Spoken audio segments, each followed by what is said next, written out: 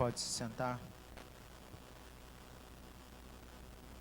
Antes de entrarmos aqui para o templo, falava com o pessoal do louvor que ontem nós falamos sobre objetivos que devem nos fazer sair de uma infância à maturidade, né, a vida adulta.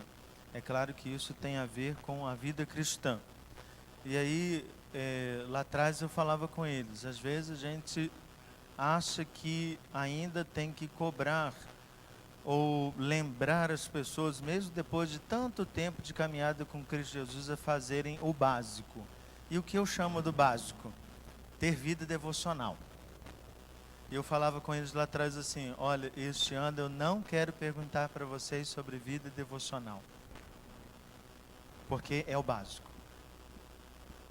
Todo crente deve normalmente desenvolver sua vida devocional. E por que eu estou falando isso? Porque hoje é o primeiro domingo deste ano, né? É o primeiro dia deste ano. E tudo muda se a gente faz diferente. A gente não deve esperar mudança se eu faço a mesma coisa, né? Então fazer a mesma coisa vai dar os mesmos resultados. Então é preciso que eu faça diferente. Se quero chegar ao final de 2017 mais maduro, é preciso que eu trace objetivos que são claros, concretos, podem ser alcançados, mas que sejam objetivos sinceros e colocados diante do Senhor. Porque senão a gente entra no automático, entra mais um ano, a gente vai assim, e aí a gente acha que fazer o básico é ótimo, né? Fazer o básico continua sendo o básico. Então é preciso que você coloque como objetivo na sua vida algo que vá estabelecer maturidade. Quem não esteve ontem, fique tranquilo, em algum momento eu vou mandar durante o ano, não farei isso amanhã.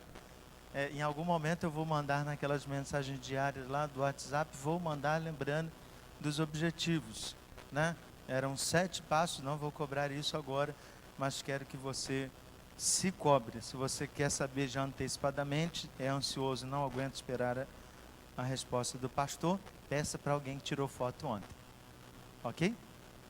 Nós hoje vamos iniciar uma série que acontecerá durante todo o mês de janeiro, que se chama Milagres, a última resposta vem de Deus. Nosso texto básico será o livro do profeta Daniel. E hoje nós leremos todo o capítulo 1. Então abre lá a sua Bíblia, não há projeção do texto. O capítulo é grande, então é aquela projeção que a gente bota o slide e ele se perde. Então abre lá em Daniel, capítulo 1.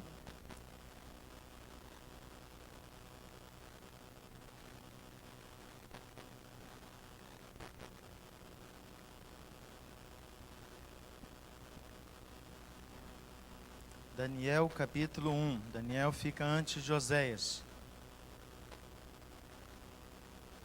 Antes de Oséias, depois de Ezequiel. Mas antes é de Oséias. É que o Ezequiel é grande, o pessoal vai achar com facilidade, né? O Oséias é menorzinho. Daniel 1, amém? Então vamos orar antes da leitura? Pai, vamos ler Tua palavra e contamos com Tua graça e misericórdia. Traz luz ao nosso entendimento para entendermos o que o Senhor tem para nos dizer. Ajuda-nos. Em nome de Jesus, nós oramos já agradecidos. Amém. Vamos fazer uma leitura diferente, para que a gente não passe pelo texto, depois volte nele esquecendo várias coisas. Nós vamos lendo e já observando os detalhes do texto como se fosse um sermão expositivo, né? No sentido de olharmos com detalhe cada palavra. É claro que não será com minúcia, né? Mas serão observações gerais. Então diz assim: no 3º ano do reinado de Jeoaquim, rei de Judá, Nabucodonosor, rei da Babilônia, veio a Jerusalém e a sitiou. E o Senhor entregou Jeoaquim, rei de Judá, nas suas mãos, e também alguns dos utensílios do templo de Deus. Ele levou os utensílios para o templo do seu Deus, na terra de Sinear, e os colocou na casa do tesouro do seu Deus. Olha que coisa. O livro está situando quando isso aconteceu. A Babilônia sitiou, né, Jerusalém e levou o povo que estava em Jerusalém escravo até o território da Babilônia. E ele diz aqui o tempo. Quando isso aconteceu? Quando Jeoaquim era rei do território de Judá. Jerusalém é a capital, né, que está ali em Judá. Nabucodonosor era rei da Babilônia. Nabucodonosor é um título, então fica difícil dizer, né? O nome não é Nabucodonosor. Nabucodonosor é uma formalidade, né? Assim como o faraó no Egito era faraó, então não se fala, né? Alguns outros escritos é que vão dizer exatamente o nome desse rei. Mas no versículo 2 tem uma coisa interessante, olha lá. O Senhor entregou Jeoaquim, rei de Judá, nas mãos do rei da Babilônia, e também alguns dos utensílios do templo de Deus. Olha que coisa. Não foi o povo que perdeu, não foi o povo que foi mais fraco, e nem a Babilônia que venceu. O povo só foi cativo porque Deus disse que o povo seria cativo. Então o povo só saiu da sua terra porque Deus pegou e entregou o rei e o povo. Da mesma forma, ninguém saqueou o templo. Deus é que entregou os utensílios para que os babilônios levassem e profanassem aqueles próprios utensílios na casa do Deus da Babilônia. Por que estou fazendo esse destaque? Em determinado momento, lá do Antigo Testamento ainda, os filisteus roubaram a Arca da Aliança. E eles achavam que poderiam fazer o que quisessem com a Arca da Aliança. E o detalhe é que várias pessoas ficaram doentes por conta da Arca da Aliança. E em outros momentos o próprio Deus do templo caiu, né? E ele estava curvado diante da Arca da Aliança. E as pessoas levantavam o Deus lá, a imagem do Deus, e ele estava caído de novo, e aí levantaram de novo, e aí em determinado momento ele caiu, estava todo partido. Eles chegaram à conclusão, o problema é essa arca, vamos levar. E colocaram numa carroça e mandaram embora. Ou seja, Deus não precisa de um só soldado para destruir ninguém. Então, quando as pessoas pegam nas mãos aquilo que é santo, só fazem isso por autorização do próprio Deus. É um detalhe muito interessante para a gente entender a perspectiva, porque senão a gente acha que as coisas que quando acontecem ruins na nossa vida, elas são do maligno. Tem uma coisa muito ruim acontecendo na vida do povo. Eles vão ser levados cativos e vão viver na Babilônia por 70 anos. E quem planejou isso foi o próprio Deus. Não é dedução minha, está escrito no texto, para você perceber. Continuando, versículo 3. Depois o rei ordenou a Aspenaz, o chefe dos oficiais da sua corte, que trouxessem alguns dos israelitas da família real e da nobreza. Então, outro detalhe interessante é que o versículo 3 já saltou. Eles já estão na Babilônia e o rei aqui ordena a Aspenaz, que é chefe da corte, para trazer gente da família real. Algo muito interessante para a gente destacar.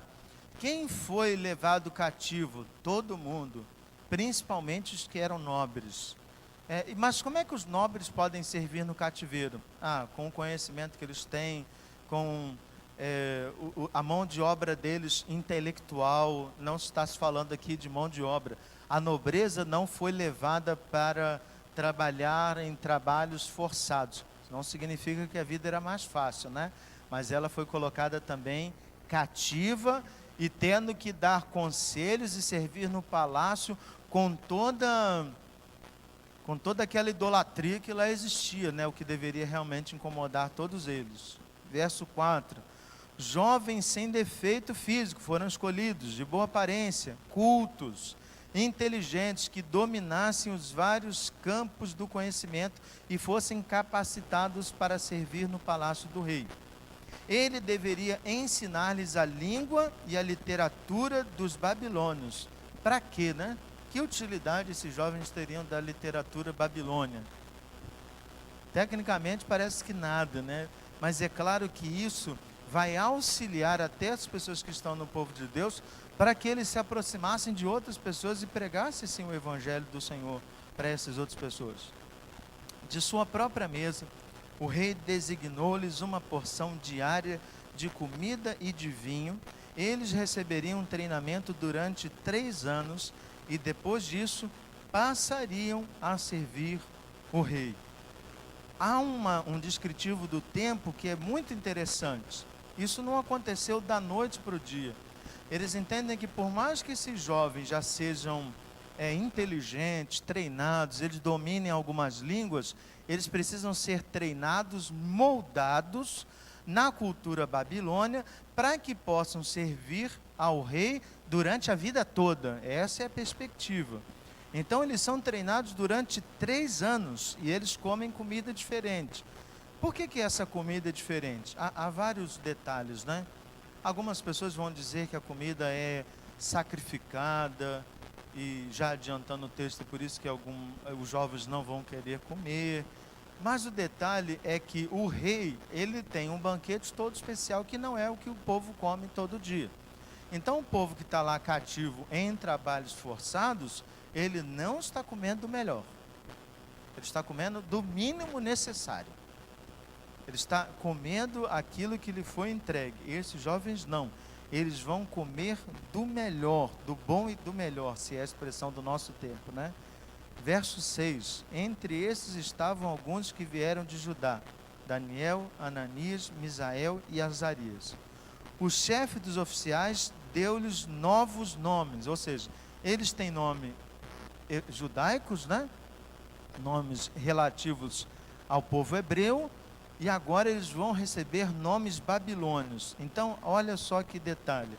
Daniel se chama Deus é meu juiz, e ele recebe o nome Beltesazar, significa Senhor do tesouro confinado. Algum significado religioso? Nenhum.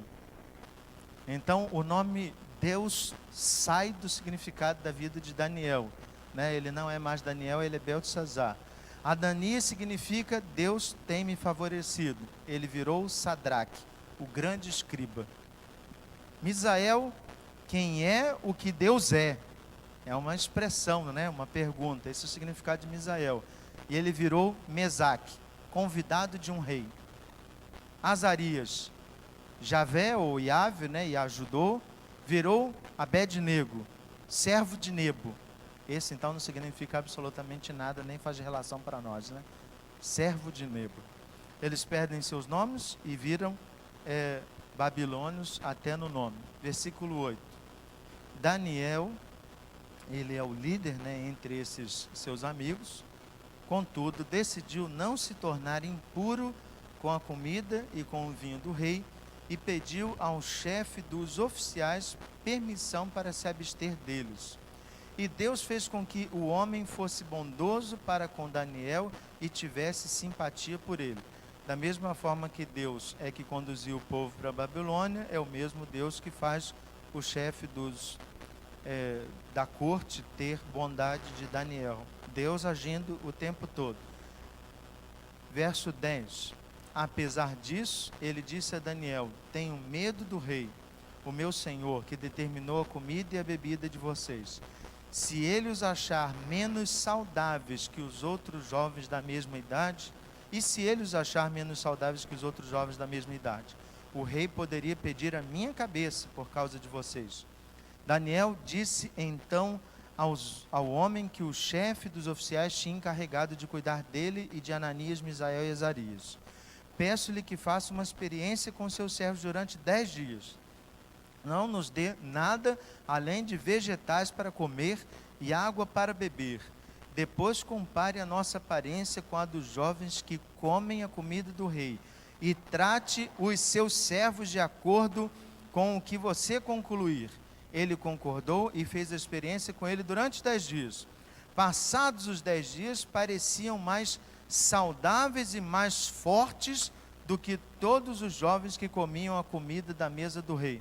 Quero destacar uma coisa que eu acho muito fantástica, né? Todos os outros jovens, fora Daniel, Ananias, Misael e Azarias, estão comendo do bom e do melhor, né? Chester, bacalhau, quiche. E aí Daniel, na ceia, come alface, tomate, cenoura, tal. Comer isso não engorda ninguém. Ok? Mesmo se você comer muito, não engorda.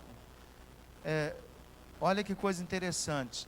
Depois de 10 dias, os jovens estavam mais fortes. A palavra forte no hebraico é bari. Bari é de bariátrico. Ou seja, eles estavam mais gordos. Bari significa gordo. Quando o chefe olha para eles, percebe que eles estão rechonchudos. É essa a expressão. Eles estão redondinhos, bonitinhos. Daí quem faz cirurgia bariátrica é para tirar o peso, né? Não ser mais gordo, né? Então, essa é a perspectiva. Coisa interessante, quero que você grave bem isso, né? Comer legume engorda. Essa é uma coisa importante. 16. Assim, o encarregado tirou toda a comida especial e o vinho que haviam sido designados, e em lugar disso lhe dava vegetais.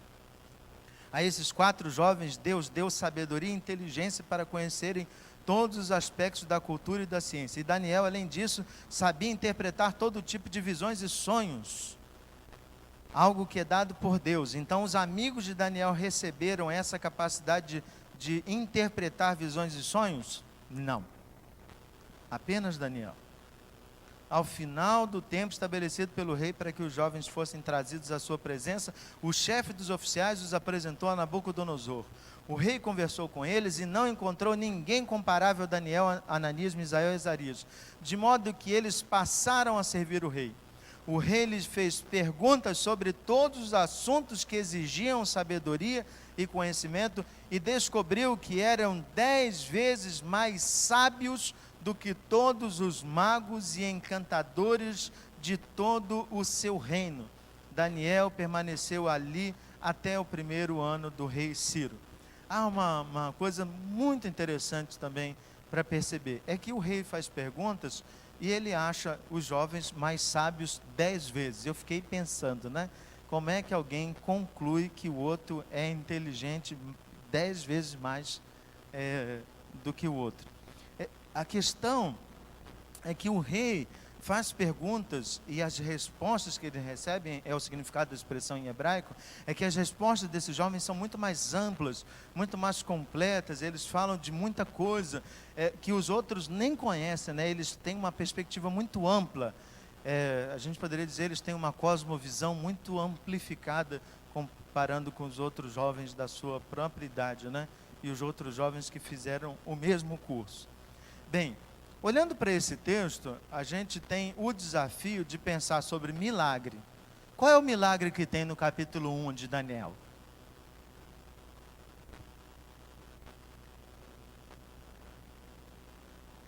Comer legume e ficar gordo. Qual é o milagre? Eu quero desafiar você nesse sentido, porque a gente olha para o texto e, tecnicamente, não há milagre naquilo que a gente considera, e esse é o primeiro desafio, é perceber isso no texto. Por isso, a palavra que a gente precisa trabalhar hoje, neste sermão, é a ideia de perspectiva. Perspectiva tem 10 significados, mas tem 12 que eu gostaria de destacar para você. Primeiro, perspectiva está relacionada à questão de ótica. Então é assim, nessa minha perspectiva, eu vejo apenas a ponta do copo. Mas da posição em que o Wesley está, eu tenho certeza que ele vê o copo inteiro. Então a perspectiva é diferente. Ele vê coisas que eu não vejo. No dia 25, estávamos nós lá na casa da Vicky do Alain e perguntaram assim: pastor, o senhor vê as pessoas dormindo no culto? Eu falei assim, da minha perspectiva, eu vejo tudo. Às vezes a pessoa pega no celular e ela está lá distraída e ela tem na cabeça, ninguém me vê. Ela esquece de Deus, né? Mas ela está pensando no pastor. E ela está lá distraída, tal. Alguns estão com Morfeu há tempos, né? Conversando profundamente com ele, interagindo. E ele tem a plena convicção, ninguém está me vendo. Ou seja, a minha perspectiva é diferente da sua. Você, o máximo que você vê é a nuca das pessoas, né? Você olha e fica vendo a nuca das pessoas. Eu vejo o rosto. Se você estivesse aqui, você teria uma visão que você normalmente não tem. A perspectiva é diferente. Então, em relação à ótica, a gente vê coisas diferentes dependendo da posição que se encontra. Então, se eu passo para cá, eu fico numa perspectiva mais próxima do Wesley, mas não é a mesma perspectiva, porque eu vejo a sombra, o que está aqui, ele não vê. A minha perspectiva é diferente. Mas perspectiva também tem um segundo significado que eu quero trabalhar, tem vários significados. O segundo significado de perspectiva significa esperança. Mas o exemplo que eu vou dar é de desesperança. Por exemplo, se a lei da Previdência for aprovada, não há perspectiva de você aprovar, de você aposentar. Ou seja, tira o cavalo da chuva porque você não vai aposentar, você vai morrer trabalhando. Ou seja, não há perspectiva, não há esperança de que você se aposente, se a lei for aprovada nesses termos, né? Voltando lá, a Vicky, nesse mesmo dia, falou assim: pastor, imagine eu, professora de história, dando aula com 75 anos de idade, estarei completamente gagá. Eu falei assim, isso não é nada demais, o meu professor de história tinha 83.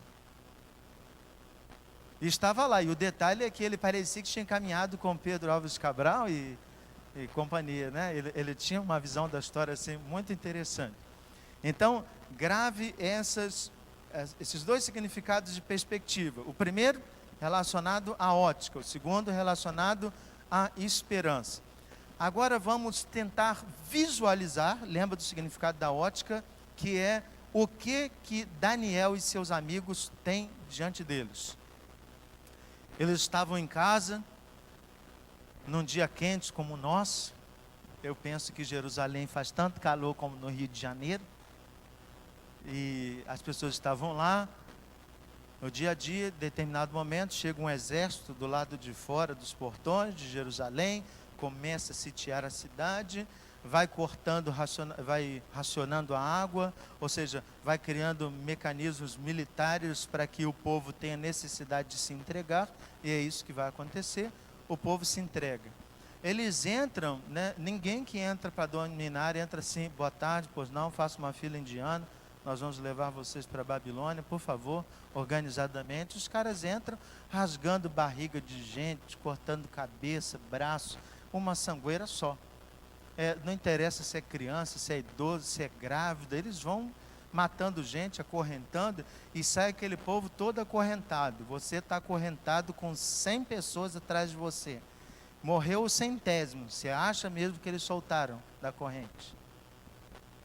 Você carrega aquele corpo, porque o instinto da crueldade é justamente isso. Isso é que é levar cativo. E todo mundo dizendo para você: e aí, canta, vocês não são um povo que canta? Canta aí, pá.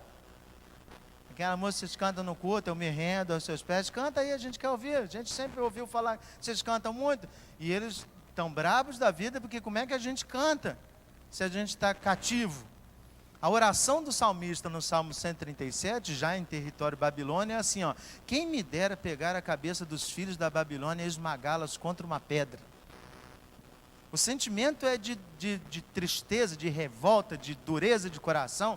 Não é que a gente pode pensar isso, não. É a expressão de alguém que está muito triste com tudo que está acontecendo, com ira mesmo. E aí, esse povo é levado cativo, e olha que coisa interessante, detalhe.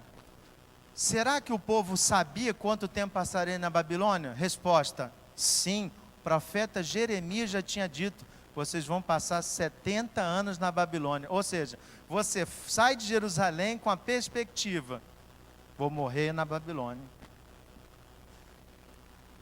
Imagine que você sai de Jerusalém e você tem 70 anos. Viver 100 anos é fato raro no mundo inteiro. Significa que você tem mais passado que futuro. Então você tem 70 anos, você sai de Jerusalém, você sabe que 70 anos é a Babilônia. Significa que você vai morrer na Babilônia. Então a perspectiva é muito ruim. Você olha seu filho, pequenininho, tem 1 ano, 2 anos, 70 anos. Quando esse moleque sair da Babilônia, ele vai ter 72. Sabe quantos anos Daniel viveu? 72 anos. Significa que ele foi para a Babilônia e não saiu de lá. Ele foi para a Babilônia jovem e morreu na Babilônia. Daniel não consegue ver a perspectiva de Daniel tem tudo para ser muito ruim. O que ele vê é destruição, é familiares mortos, amigos mortos. Ele está servindo como escravo para o rei. Ele agora tem que comer as comidas sacrificadas aos ídolos. Ele não vai poder mais orar, as pessoas vão proibir ele de orar. Ele não vai mais poder ter momento devocional. A situação é trágica para ele. Mas e Daniel? É a pergunta que eu faço para você. Qual é o Daniel que você conhece? Nós lemos o capítulo 1, mas você já conhece a história de Daniel. Daniel é um cara deprimido? Não. Daniel é um cara que fica assim, ó Deus, ó céus, vamos morrer nessa terra, ó Senhor, legumes para comer. Daniel é um cara que reclama? Não. Daniel é um cara que está chateado com Deus? Não. Mas ele poderia ser. Se ele fosse realista, não pessimista, se ele fosse realista, ele dizia assim: rapaz, não tenho que planejar não. Os brasileiros estão reclamando que eles vão trabalhar até a morte. Eu literalmente vou trabalhar até a morte, sem ganhar nada por isso. Serei escravo até o dia da minha morte. Ou seja, a perspectiva de Daniel é muito ruim. Ele poderia ter uma fala ruim, mas ele não tem. Ele tem uma perspectiva diferente, ele não se abate. Não há nenhum só versículo que a gente perceba um Daniel triste, chateado, outra coisa assim. Mas Daniel, sendo esse homem de fé, ele não é um sonhador. Isso é outra coisa bem diferente. Porque se de um lado nós temos aqueles que vão ser pessimistas, né, num olhar muito ruim, por outro lado nós temos um sonhador. Alguém diria que com muita fé diz assim: Deus vai nos tirar dessa situação. Uma carruagem de fogo vai descer aqui na Babilônia e vai nos levar todos para Jerusalém e sairemos ilesos, porque o exército do Senhor é a nosso favor. 1000 cairão ao teu lado, 10.000 cairão à tua direita. Tudo isso é bíblico. Mas quando Deus disse que isso não vai acontecer, não adianta você ficar repetindo que isso vai acontecer, porque isso não vai acontecer. Não adianta você ficar repetindo expressões dizendo assim: Deus vai me tirar daqui, quando Ele disse que você não vai sair de lá. Então é muito interessante que muitas vezes as pessoas se pegam a um quesito fé e elas colocam na conta de Deus suas expectativas, quando Deus nunca prometeu que faria isso. Pelo contrário, Deus disse que eles só sairiam de lá depois de 70 anos. Então é muito importante a gente perceber que Daniel, ele tem uma perspectiva diferente sobre as coisas. E nos interessa muito entender esse olhar de Daniel para esse quesito milagre, porque na nossa perspectiva não há milagre em Daniel capítulo 1. E aí o que nós denominamos de milagre? Para explicar milagre, vou pensar em duas perspectivas. Primeiro, tem uma coisa que acontece ordinariamente e a outra acontece extraordinariamente. Ordinariamente é aquilo que acontece com regularidade, com previsibilidade. Então, todo dia você senta numa assembleia ordinária na sua casa, faz um café, come pão. Então, ordinariamente você faz aquela mesma atividade. Todos os dias você almoça, significa que isso é um caráter ordinário, aquilo que se repete, acontece sempre. Para nós, milagre não é ordinário. Para nós, milagre está no caráter extraordinário. Caráter extraordinário é aquilo que acontece uma vez na vida, é aquilo que acontece de forma muito pontual, é aquilo que acontece fora da perspectiva humana, e é essa expectativa de milagre que a gente muitas vezes desenvolve e espera que ela aconteça. Então, assim, eu brinco com isso, mas é uma coisa muito séria. Se a gente recebe a notícia: estou com câncer, olha, tem um aneurisma na sua cabeça pronto para estourar. Olha, tem um fulano que foi ameaçado de morte. Alguém pegou a arma, botou na cabeça, apertou o gatilho e a bala desviou. A bala fez S. Isso é o caráter extraordinário. Aquela pessoa conta aquilo como um milagre. Mas ele não conta como milagre, por exemplo, passar manteiga no pão todo dia e comer. Ele não conta como milagre, por exemplo, você curar de dor de cabeça. Assim, quem está com piriri toma Floratil, né? Quem está com dor de cabeça toma Neusa, dipirona, e assim vai. Cada um tem seu remédio específico, né? Ninguém nunca fez um pedido, pastor, ora por mim, sinto dor de cabeça, a não ser aqueles casos graves, enxaqueca, e as coisas assim. Mas ordinariamente, aquilo que se lida no dia a dia, seu filho teve febre, ninguém nunca me mandou um WhatsApp, um SMS, falando assim, pastor, ore por mim, meu filho está com febre. Toda criança tem febre. Quando você tem febre, você dá dipirona, você dá qualquer outra coisa. Ou seja, tem coisas que a gente diz assim, Senhor, tranquilo, esquenta tua cabeça não. Já está dominado. Para outras a gente diz assim, Senhor, isso aqui eu não consigo. Isso aqui o Senhor precisa agir, porque se o Senhor não agir, não tem jeito. E a gente lida muito mal com a perspectiva do ordinário e do extraordinário, ou seja, aquilo que acontece todo dia e aquilo que acontece pontualmente. Eu lembro de algumas situações, por exemplo, quando eu entrei no INCA, o papel do capelão não é um papel muito agradável. O papel do capelão é conscientizar as pessoas que elas estão prestes a morrer. E a gente só consegue produzir conforto nas pessoas quando elas estão convencidas de que elas estão morrendo. E aí você tem um camarada que está internado na unidade terminal, ou então em unidade de tratamento paliativo, para ficar correto, né? Politicamente correto. E aí a pessoa está lá internada, ela tem câncer nos 2 pulmões, ela está respirando por aparelho, ela só consegue falar quando está tomando morfina lá direto, ela tem alucinações 1000, ela tem várias debilidades, desenvolveu várias bactérias no corpo por conta do seu estado, e aí entro eu, capelão, naquele quarto, e a pessoa diz para mim com todas as letras, pastor, Deus já curou o meu câncer. E eu olhei e perguntei, ué, então pode ir embora. Aí ele disse, não pastor, o médico não quer me liberar porque ele é um incrédulo. Ele não acredita que Deus curou meu câncer. E eu me sinto como Lázaro. Lázaro estava podre, fedendo, como eu. Isso é ele usando, não sou eu. Lázaro estava lá podre, fedendo. E Deus o ressuscitou, o tirou da sua tumba. E ele voltou a viver. Assim sou eu, voltarei para minha casa. E eu, como bom capelão simpático que era, né, disse assim, mas você sabe que Lázaro morreu de novo, né? Só para ficar claro. E ele olhou com os olhos arregalados e disse assim, ué pastor, é mesmo? Falei, rapaz, se ele não morreu, ele é Highlander. E aí eu perguntei para ele assim, qual é o problema de morrer? Qual é o problema de morrer? Se você confia no Senhor, morrer é encontrar com Ele face a face. Rapaz, tu é privilegiado mesmo, hein? Vai encontrar com o Senhor antes de mim. E aí ele olhava, não pastor, eu não quero morrer. Ou seja, o desespero de não perceber que o milagre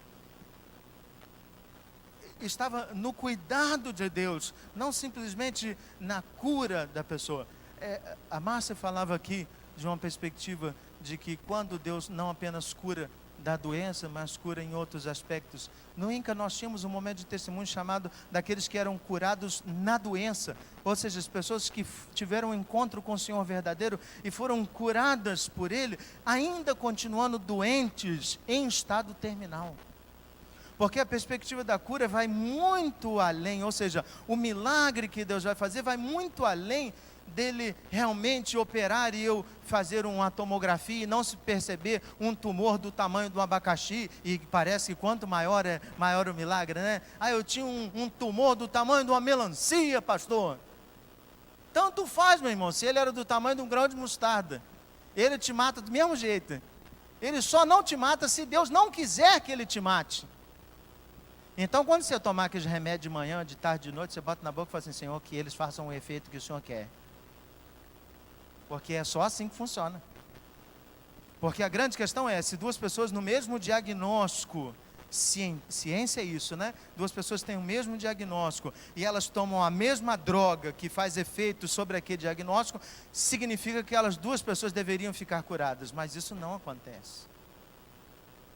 Às vezes a pessoa que tem uma doença completamente diagnosticável, ela morre tomando o remédio exatamente preparado para aquela doença, e você vê os médicos se deparando com aquela questão: não consigo explicar. Sim, porque a questão do milagre não está, não necessariamente de Deus me curar sem um hospital, sem um médico, sem um tratamento. A questão do milagre é a perspectiva de perceber a ação de Deus, e é isso que Daniel tem. Então tem duas coisas que me chamam muito a atenção, vamos lá lembrar da definição de perspectiva. Tem duas coisas que me chamam muito a atenção em Daniel. Daniel, ele pede para o chefe lá da cozinha comer apenas legumes, enquanto os outros jovens comeriam das finas iguarias do rei. A questão é assim: o que tem na cabeça de Daniel para ele pensar que aqueles legumes vão fazer com que ele fique mais gordo? Lembra do bariátrico, né? Lembre, como é que aqueles legumes vão fazer com que ele fique mais cheinho, mais rechonchudo, mais fortinho do que todos os outros? A questão da confiança de Daniel não é a quantidade, e nem nos legumes. Ele consegue perceber que Deus pode fazer com que os legumes façam coisas que nós nem imaginamos que eles são capazes de fazer, porque o poder não está nos legumes. É o tipo de versículo que você não pode usar para convencer seu filho de comer legume. Porque a confiança de Daniel não está em comer vegetais. A questão de Daniel está: Deus honrará a minha decisão de não me juntar a eles na mesma perspectiva deles, mas olhar de uma perspectiva diferente o que Deus pode fazer com coisas normais. E aí, meu irmão, é que é o detalhe: Deus faz milagres com coisas que você menos espera. É ou não é um milagre ficar muito mais robusto quando você tem uma prova para isso, sendo que os outros estão comendo pernil, tender e as outras coisas saborosas, rabanadas, e você comendo vegetais? O que eu quero lhe mostrar é que a perspectiva de Daniel não olha para a comida. A perspectiva de Daniel é o que Deus pode fazer com essa comida, o que Deus pode fazer por meio dessa comida, o que Deus pode fazer em mim por meio de qualquer outra coisa. Então, a primeira regra para perceber o milagre é ter uma perspectiva diferente. Se você olhar as coisas na mesma direção, você não vai ter nenhuma perspectiva diferente. É preciso mudar de lugar. E quando você muda de lugar, você começa a perceber como Deus faz milagres. Uma coisa interessante: há algumas semanas atrás o Guilherme caiu de uma escada caracol que a gente tem lá em casa. Estava eu aqui, a última quarta-feira da Academia da Alma do ano. Minha mãe me ligou e disse assim: Fabinho, Guilherme caiu da escada. Eu disse: vai mãe, vai ao ponto. Ele disse assim: ele está jorrando sangue para tudo quanto é lado. Você não consegue imaginar o que passou na minha cabeça. E eu falei assim: ele já foi para o hospital? Não, estou gritando seu pai. Eu falei: e a senhora gasta tempo ligando para mim? E aí ele foi correndo, meu irmão foi lá em casa, levou o Guilherme, tomou 4 pontos na cabeça. Depois você pode ver, ele gosta de mostrar os pontinhos na cabeça. Ele levou 4 pontos. Perspectiva ordinária. Toda criança cai. Cair da escada machuca, e escada de ferro faz corte. Isso é o ordinário. O que tem de milagre de Deus nisso? Olhar a situação que aconteceu com Guilherme, do ponto de vista de um acidente que acontece com toda criança, é muito simples. Mas se eu mudar de lugar e começar a perceber do que Deus fez enquanto Guilherme caía, em todo o aparato que Deus tinha providenciado, eu fico pensando assim: Deus não fez coisas diferentes? Deus não agiu nessa situação? E aí a Rosinha outro dia estava falando assim, puxa, graças a Deus nós temos um plano de saúde, a possibilidade de correr para uma emergência, e aí a gente conversando sobre isso, a gente chegou à seguinte conclusão, mas nada disso aconteceu por causa do plano de saúde. Se a gente dependesse do SUS, irmãos, do SUS ou de um hospital em greve, eu não tenho dúvida de que Deus tem poder para fazer as coisas acontecerem. Se a minha confiança olha apenas da perspectiva do eu tenho um plano excelente a 1036 horas, resgate de helicóptero aquático, se eu confio nisso, eu não estou olhando da perspectiva divina, então eu preciso ir para o outro lado e perceber o que Deus faz quando nada disso acontece. Eis aí o milagre, ou seja, a percepção ordinária, ou seja, das coisas no dia a dia, como Deus faz as coisas no dia a dia. Esse é o detalhe. Então o que me espanta em Daniel e que me faz perceber é que esse Daniel, ele tem uma perspectiva do milagre que precisa ser percebido todos os dias. Mas a segunda coisa que me chama muita atenção é que todo milagre só é percebido pelo elemento fé. É óbvio que é diferente, mas eu quero dizer que fé é diferente de pensamento positivo. Tem gente que tem pensamento positivo, não tem nada a ver com fé. Pensamento positivo o cara vai para a prova e ele diz assim, eu vou passar nessa prova, eu vou passar nessa prova, eu vou passar nessa prova. E ele acha que repetindo esse mantra 7.000 vezes ele passa na prova. Só que ele não estudou, ele não está preparado e ele fica lá, Senhor, traz luz. Faz com que aquela matéria que eu não prestei atenção, que entre agora, Senhor. Estou aqui aberto para o teu agir. Ele não gastou um monte de tempo, mas ele acha que ficar pensando isso tem a ver com fé. Aí ele é reprovado. E diz assim, Senhor, eu não consigo entender o que o Senhor quer para a minha vida. Ele não tem fé, ele tem pensamento positivo. Fé significa eu vou fazer a mesma prova e digo assim, Senhor, eu estudei. Passar na prova é a ação do Senhor. Passando ou não passando, a minha vida continua nas tuas mãos. Pensamento positivo eu vou passar na prova, eu vou passar na prova. Fé é entregar nas mãos de Deus e confiar de que a resposta de Deus, mediante qualquer situação, será a melhor e Deus tem preparado. Olha só a ação de Daniel. Ele diz assim, pode 10 dias a gente vai comer, depois de 10 dias você bota a gente na balança e vai ver se eu não engordei, se eu não estou bonitinho, se eu não estou mais gordinho, se eu não estou mais fofinho, se eu não estou mais inteligente que todo mundo. Pode 10 dias. Daniel não tem aquela coisa assim, Senhor, me defende, agora está contigo, hein? Eu fiz esse negócio agora é contigo. Daniel tem plena convicção de que Deus está do lado dele. Ele consegue perceber que Deus está conduzindo as suas ações. Ele fez o que deveria fazer. O que ele deveria fazer? Não se contaminar. Ele decidiu não se contaminar. Ele não vai comer o que as outras pessoas vão comer. Ele decidiu se manter puro. E Deus olha o coração de Daniel e percebe pureza na sua decisão. E Deus abençoa a vida de Daniel, porque Daniel fez o que deveria ter sido feito. E aí no final de 10 dias e no final de 3 anos, Daniel e seus amigos são aprovados com louvor, com 10 vezes mais de destaque, porque Daniel tem uma relação de fé com Deus. E aí, irmãos, o que a gente precisa entender é que essa relação de fé, ela é construída no dia a dia. Fé é ter a certeza de que Deus está cuidando de mim, mesmo que eu não peça absolutamente nada para Ele. É a convicção de que Deus está na direção e no controle. Todas as coisas podem acontecer e ser muito difíceis. Pois nós estávamos lá no sepultamento do pai do Deidmar, o sogro da Rivânia, né? Avô do Igor. E aí, saindo do cemitério, a minha esposa estava falando assim, amor, imagine a gente perder nossos pais, como é que vai ser isso, né? Como é que será a nossa reação? E aí eu estava conversando com a Rosinha. Se eu paro para pensar no Fábio, a reação é a pior possível.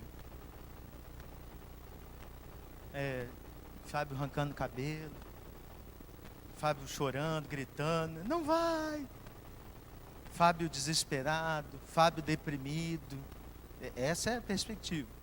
Mas quando eu olho a partir da ótica fé, assim, Se Deus decidir tirar hoje, Ele vai providenciar o conforto necessário para que eu não chegue nesse estado que eu temo chegar. Então, fé é ver a ação de Deus, mesmo quando ainda não há elemento nenhum. E olha que eu acho que eu ainda sou uma pessoa muito centrada para dizer que eu vou arrancar o cabelo, né? Mas a questão é que eu não posso olhar para mim, eu preciso olhar para Deus. Então o elemento milagre só é percebido por uma relação de conhecimento com Deus. E aí olha para o seu dia a dia. Lembra do milagre lá do pão com coalho? Ou pão com margarina, ou com doriana, qualquer outra coisa?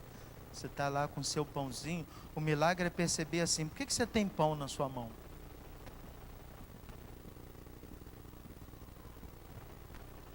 Por que você tem pão na sua mão? Você teve dinheiro para comprar. Mas por que você teve dinheiro para comprar? Mas como é que o pão virou pão? E se Deus não tivesse feito o trigo crescer? E se Deus não tivesse colocado campos que florescem, né? E se transformam em comida para a gente? E se Deus não fizer essa mágica? Não, para isso tem a agronomia, né? Que vai desenvolver técnicas. Mas e se Deus, num senso de humor trágico, decidir destruir tudo isso? Confiaremos nas coisas ou continuaremos confiando em Deus? Ou seja, a nossa relação da percepção do milagre no dia a dia é porque Deus está cuidando de nós ou porque nós temos as coisas sob controle? Daniel não tem nada sob controle, mas ele tem uma relação tão confiante com Deus que as coisas estão funcionando. Ele não tem medo do rei, ele não tem medo de ficar menos inteligente, ele não tem medo de dar provas de sua fé, ele confia em Deus.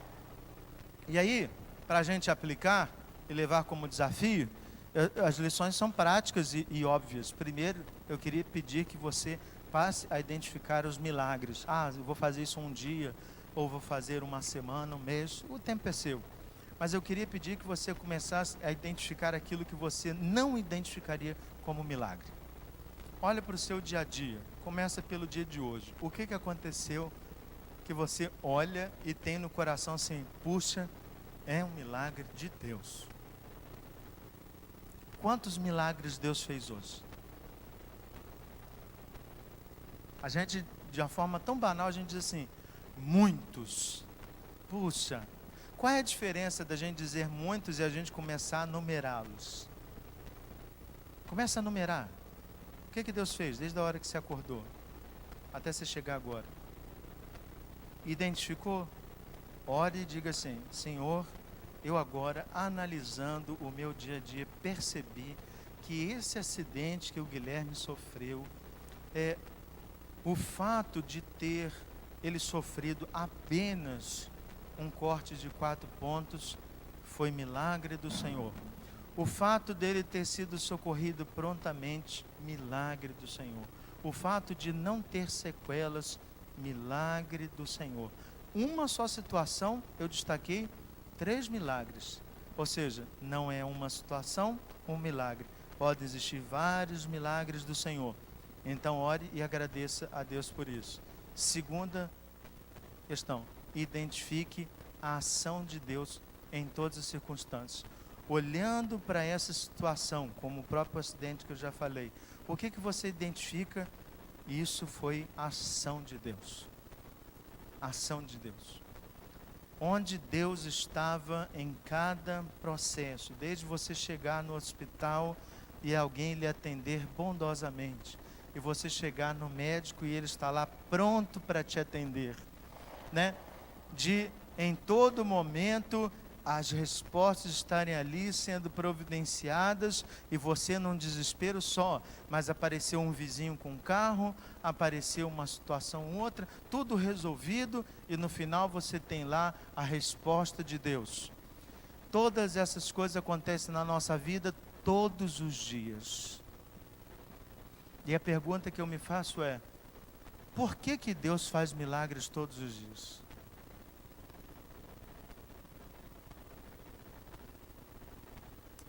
Talvez a pergunta correta seja, por que nós não reconhecemos os milagres de Deus todos os dias? A questão está na perspectiva. Então eu queria convidar você a pensar durante essa semana, que se inicia esse ano, de que a gente só consegue ver o milagre de Deus se a gente estiver numa perspectiva que permite isso, tanto de ótica quanto de esperança. Então, faz o exercício. Vamos pedir agora a Deus que nos ajude? Vamos orar? Já nos preparando para a celebração da Santa Ceia também. Então, eu quero convidar já os presbíteros a virem à frente, e os diáconos também. Reverendo Oliveiros também. E quero convidar que você feche seus olhos, que você peça auxílio do Senhor para identificar esse milagre nas coisas ordinárias da vida, nas coisas do dia.